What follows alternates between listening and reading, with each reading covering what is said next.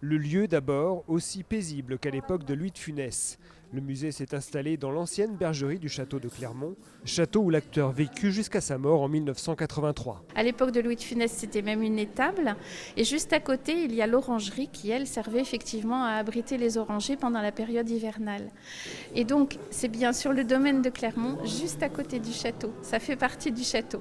Ce sont des murs certainement qui se souviennent de lui. 170 mètres carrés où lui est rendu un bel hommage, des centaines d'objets, de photos, d'affiches de films.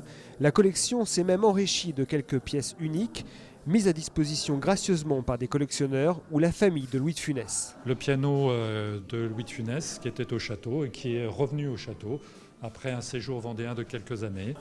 Dans les nouveautés toujours, des objets venant des aventures de Rabbi Jacob. Donc le chapeau et les nattes que porte Louis de Funès dans le film. Les fans et les curieux venus nombreux pour cette ouverture apprécient. On est à 800 km, donc du coup on a dit allez on part en vacances en Vendée pour aller voir le musée de Louis de Funès. Et on n'était pas de son époque, mais on rigole toujours sur ces films. C'est un grand homme, on a besoin de rire, on a besoin de Funès.